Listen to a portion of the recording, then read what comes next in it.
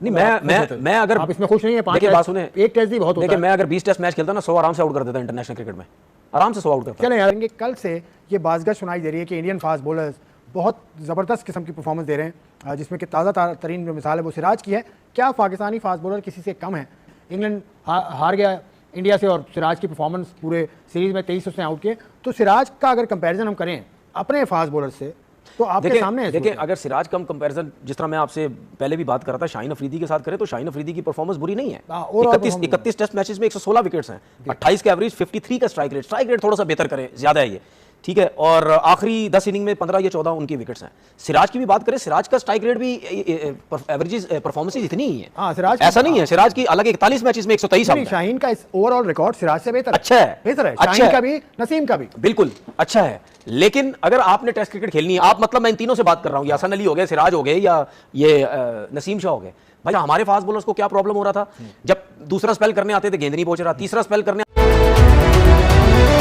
गेंद नहीं पहुंच रहा, फिटनेस का बहुत ज्यादा इशू हो रहा है, जिसकी वजह लेंथ का इशू होने लग गया था। हालांकि आप इसकी शाहीन की परफॉर्मेंस देखिए, बुरी तो नहीं है। शाहीन को सोचना चाहिए टेस्ट क्रिकेट रेगुलर खेलें, हमारे पास लेफ्ट आर्म फास्ट बॉलर कोई नहीं है। रेगुलर खेले ठीक है, लेकिन आखिरी जो उनकी फॉर्म है इन तीनों बॉलर्स की, हमारे और सिराज की, आखिरी 5 टेस्ट मैचेस में आप हाल तो देखें, हसन अली ने 5 टेस्ट खेले, आखिरी 6 विकेटें, शाहीन शाह अफरीदी ने 12 विकेटें और 18 है नसीम के। लेकिन आखिरी टेस्ट कब खेला नसीम? दिसंबर 2024 में, वो अक्टूबर 2024 में, और वो जनवरी 2024 में हसन अली खेला है। तो टेस्ट मैच तो हमारी प्रायोरिटी, मुझे नहीं लगता कि इन लड़कों की भी प्रायोरिटी टेस्ट मैच है, या पाकिस्तान क्रिकेट बोर्ड की भी, I am sorry, priority test नहीं। देखिए लेकिन वो ऐसा माहौल बना दिया गया ना लड़कों के लिए, भाई ऐसा माहौल बना दिया गया है।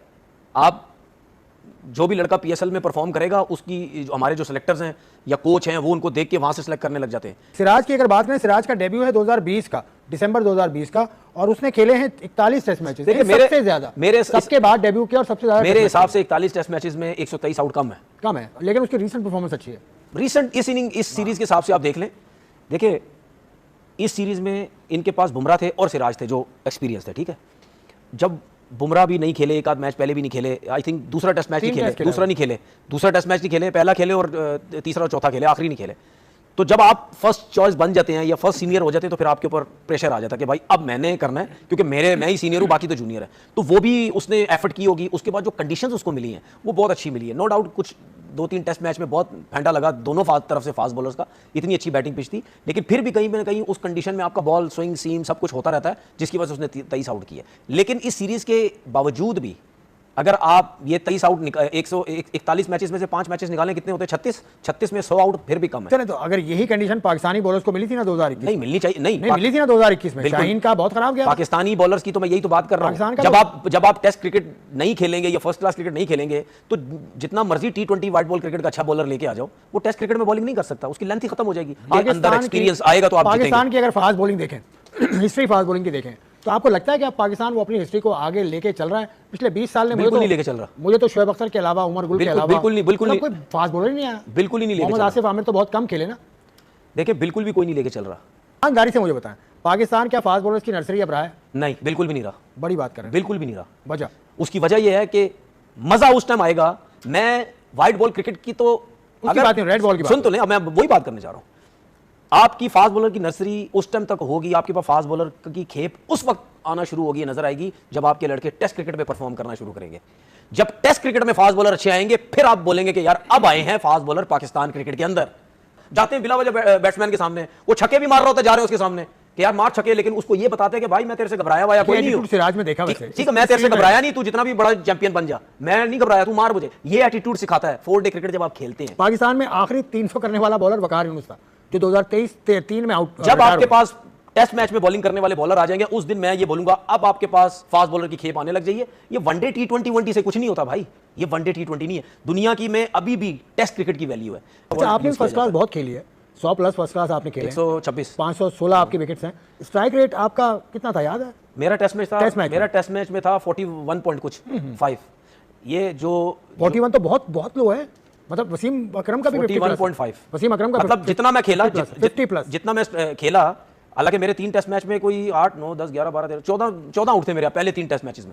उसके बाद फिर 1-2 मैचेस में वो जो मसले मसाइल हो गए, लेकिन 41.5 स्ट्राइक रेट का मतलब है कि जितना भी मैं खेला जो भी अगर इतना 5 टेस्ट मैच भी खेले उसके हिसाब मेरे ख्याल है वर्ल्ड से टॉप 10 उसके में हिसाब से ये टॉप क्लास का स्ट्राइक रेट है। टॉप 10 में आप आते हैं मेरे ख्याल से। नहीं उस तरह वर्ल्ड के हिसाब से अगर बात 5 मैचेस के हिसाब से मैं ये कह रहा हूं। एक लिस्ट में देख रहा था, जेफ क्रो है 9 टेस्ट मैच खेला है, वो लिस्ट में रखा, लेकिन 40 के अंडर है उसका स्ट्राइक। लेकिन मैं ये बात कर रहा हूं जितने टेस्ट मैच मैंने खेले 5 उतने ही 5 टेस्ट मैच की बात अगर करें दुनिया के जितने भी खेले इन 5 मैचेस के अंदर जिसका भी 41 या उस 40 का स्ट्राइक रेट है वो उस 5 मैचेस के हिसाब से भी दुनिया का सबसे बेस्ट स्ट्राइक रेट है उन 5 मैचेस के हिसाब से।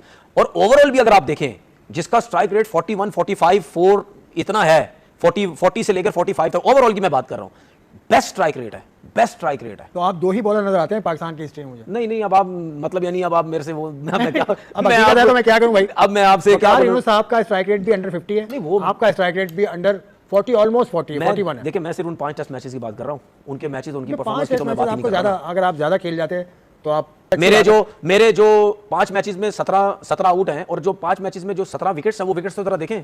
हम तो ये कहते हैं ना दूसरे बॉलर ने 100 आउट कर दिए 20-21 मैचेस में, भाई वो 20-22 मैचेस खेले, हम नहीं खेले। हम खेलते तो आपको बताते कि नया बॉल से बॉल करने का क्या होता है, अल्लाह का शुक्र है डोमेस्टिक क्रिकेट के अंदर बता देना आपको मौका मिला है। नहीं डोमेस्टिक क्रिकेट के अंदर जितने भी बॉलर हैं बने, आप मौका तो मिला है आपको। कौन सा कोच? आप कोच बन गए ना आप। अरे यार ये नाराज होने वाली क्या बात है, इसमें कोच बन तो गए, बस वो बन गए बने ना कोच में, अपनी कोचिंग में बताए ना बॉलर्स को, अच्छी बात बता तो रहे हैं यहाँ पे बैठ के सब कुछ। नहीं आप बतौर कोच जिस तरह से आप मेहनत करते हैं, आज भी आप भागते हैं, अपनी फिटनेस का ख्याल रखते हैं, ये सब चीजें आप आगे दें ना लोगों को, इसमें क्या बुराई है यार? क्या बुराई है यार जब मैं कहीं जाता हूँ मैं उनको बता देता हूँ, लेकिन जितना अर्सा मैं टीवी बैठता हूँ यहाँ बैठ के चीजें बताता कल जिस तरह से आप कह रहे थे कि वो स्ट्रेट आ जाए वो हसन नवाज, वो खैर सचिन तेंदुलकर का भी मैंने क्लिप देखा भाई। भेजा मैंने, आपने- देखा मैंने भेजा, क्या किया? नहीं आपने देखा, खुद आपने देखा है? नहीं मैंने आपको भेजा था भाई। अच्छा आपने भेजा? मैंने आपको भेजा था कि देखो सचिन भी ऐसी बातें कर रहा है। आपने नहीं भेजा, मैंने भेजा, आप भूल रहे हैं। चलें ठीक है, चलिए ठीक है, भूल गए, लेकिन सचिन तेंदुलकर कहाँ बैटिंग का गुरु, दुनिया का फेवरेट, दुनिया का जबरदस्त बैट्समैन, वो अगर बात करें तो आप उससे मिला रहे हैं। उससे क्या मतलब? उससे आप अपने आप को मिला रहे हैं। आप मेरे से वो आप मेरे से मजे ना लें। नहीं मजे नहीं ना, ठीक है ना? मैं कह रहा हूं आप मेरे से मजे ना लें। रमेश तेंदुलकर 200 ये टेस्ट मैच खेला हुआ, इतनी शो के बीच में आपने 2-3 दफा ले चुके हैं, मैं मजे मेरे, मैं वो 200 कह रहा हूं ना ले। टेस्ट मैच खेला हुआ। ठीक है मैं देखिए बात सुने, 200 टेस्ट मैं मैच बच्चा खेला नहीं हुआ, हूं, मैं और बच्चा नहीं आपकी हूं। सिर्फ एक सेंचुरी है फर्स्ट देखिए बात सुने, और आप बैटिंग टेक्निक बता रहे हो, और आप कह रहे हैं देखो सचिन ने भी ऐसा यार ये तो बताया। पुरानी बात है, मैं 50 दफा बोल चुका हूं। टेस्ट क्रिकेट 100 टेस्ट मैच खेला हुआ, ठीक है? इतना गुस्से में क्यों बैठे, मेरी तरफ क्यों, इस तरह सामने कैमरे की तरफ 100 टेस्ट मैच खेला हुआ और 100 फर्स्ट क्लास मैच खेला हुआ। दोनों को पता क्या होता है क्या नहीं होता। मैंने बार बार बोल रहा हूं, उधर पैसा बहुत, उधर नाम बहुत, उधर टीवी बहुत, उधर लोग बहुत पहचानते हैं, बात खत्म हो गई। यार सचिन तेंदुलकर को पहचानने के लिए इस तरह इन चीजों का मोहताज है वो, मतलब उसने असल में आप 200 करने वाला पहला आदमी असल में आप वो बातें 200 टेस्ट मैच खेलने वाला, असल में आप वो सबसे ज्यादा रन देखिए बात सुने, असल में आप वो बातें करते हैं टेस्ट में, आप वो बातें करते हैं ना जिसको कोई सर पैर नहीं है। मोहम्मद सिराज कितनी बढ़िया बॉलिंग कर ले, लेकिन वो शाहीन शाह अफरीदी से बढ़िया नहीं है। जिस तरह दुनिया में नंबर 1 बाबर आजम है, उसी तरह शाहीन शाह अफरीदी हैं। आप जरा सोचिए शाहीन शाह अफरीदी ने कितना मैच जिताया होगा न्यूजीलैंड, इंग्लैंड, ऑस्ट्रेलिया के खिलाफ, लेकिन शाहीन शाह अफरीदी ने एक भी मैच नहीं जिताया, फिर भी वो नंबर 1 है। और मोहम्मद सिराज ने एक टेस्ट जितवाया है, पूरा IPL में परफॉर्मेंस बढ़िया रहा है। उसके बाद भी अगर आप देखेंगे तो आपको देख के लगेगा कि कहीं ना कहीं मोहम्मद सिराज स्ट्रगलर बॉलर तो हैं, लेकिन उन पे विश्वास किया जा सकता है। लेकिन शाहीन शाह अफरीदी क्या है, जीता हुआ मैच हरवा देते हैं। फाइनल या सेमीफाइनल T20 का था, 1 ओवर में 19 रन मारना था, मैथ्यू हेड ने 3 के 3 छक्के पीछे मार दिए, लेकिन नंबर 1 बॉलर हैं। इसी तरह रोहित शर्मा ने और सुमन गिल ने एशिया कप में क्या कुटाई की, उसके बाद भी नंबर 1 है। मतलब ये हाल वही है कि ये लोग टीम किसके खिलाफ परफॉर्मेंस करेंगे, हांगकांग, जिम्बाब्वे, नेपाल और क्या बोलते हैं बरमुंडा, इसके खिलाफ ये लोग बैटिंग में अपना बॉलिंग का परफॉर्मेंस दिखाएंगे, लेकिन फिर भी ये लोग नंबर 1 रहेंगे। क्यों? क्योंकि ये टॉप 10 में जो टीम नहीं आती है ना, जो रैंकिंग के मामले में, उससे ये लोग क्रिकेट खेल के नंबर 1 हुए पड़े हैं। नंबर 1 का स्टिकर कभी भी इन लोगों ने न्यूजीलैंड, इंग्लैंड, ऑस्ट्रेलिया, इस सब टीमों के खिलाफ खेल के लिया ही नहीं है। इन लोगों ने खेला है वहीं जो टॉप 10 टीम के बाहर आती है रैंकिंग के मामले में। तो पाकिस्तानी मीडिया के लिए नंबर 1 कहना एकदम स्वाभाविक है, क्योंकि पाकिस्तानी मीडिया वो ख्याली पुलाव पकाती है जिसमें पूरी दुनिया में नंबर 1 पाकिस्तान है। तो दुनिया के इकोनॉमी में नंबर 1 पाकिस्तान है, दुनिया के मतलब सुपर पावर देश में नंबर 1 पाकिस्तान है, पाकिस्तान की आर्मी नंबर 1 है, सब चीज़ में वो लोग नंबर 1 है। सिर्फ उन लोगों को कहाँ कमी खलता है कि हमारा देश कर्जे में नहीं है। कर्जा में तो वो है जो दे रहा है, हमें तो देना ही नहीं है, हमें कर्जा लेके देना ही नहीं है, तो हम काहे का परेशान हो गए। परेशान तो वो होके जो जिसको लेना है, हम तो देंगे ही नहीं। तो इस टाइप का एक आदमी का माइंड सेट होता है कि भाई साहब दुनिया में सबसे गिरे हुए हम हैं, लेकिन हम मानते नहीं हैं। हम मानते ही नहीं कोई दूसरा की राजा है, हम स्वयं राजा हैं। भले हमारे पास खाने के लिए आटा नहीं, चलाने के लिए डाटा नहीं, और जो लोन पे कम है, कम पे लोन है, इसका पता नहीं, फिर भी हम नंबर 1 है। वही पाकिस्तान क्रिकेट का हाल है। जैसे पाकिस्तान की इकोनॉमी है, वैसा पाकिस्तान का क्रिकेट है। आप इसमें किसी ने पाकिस्तान में प्रगति की है, किसी ने पाकिस्तान में मतलब तरक्की की है, तो उन लोगों ने की है, ढिचकियाँ वालों ने, जो दिन भर तक करते रहते हैं, जिसकी वजह से पाकिस्तान पूरे विश्व में प्रख्यात है। तो इन सब वालों ने प्रगति खूब कमाई है वहाँ पे। तो तो पाकिस्तान क्रिकेट प्रगति के मामले में वैसे ही है जैसे पाकिस्तान की इकोनॉमी है। बाबर आजम और रिजवान की क्या ही बात करें आदमी। बाबर रिजवान तो न्यूजीलैंड से मैच हुआ, उस सीरीज में बाहर हुए रिजवान, और बाबर बाहर उससे पहले ही हैं। क्यों? क्योंकि इन लोग नंबर 1 थे, इसीलिए ये लोग बाहर हो गए। इन लोगों ने इतना बेहतरीन परफॉर्मेंस किया था कि ये लोग बाहर हो गए। उसके बाद इनको टीम में लाने का मौका ही नहीं मिला क्योंकि ये लोग नंबर 1 थे। रिजवान भाई साहब क्रिकेटर कम थे, और क्या थे वो पूरी दुनिया जानती है। बाबर किंग ज्यादा थे, क्रिकेटर कम थे। विराट कोहली से कंपैरिजन करते करते विराट कोहली खेल के रिटायर भी हो गए, वर्ल्ड रिकॉर्ड भी बना दिया, लेकिन वो उनका अभी परफॉर्मेंस वापस नहीं आ रहा।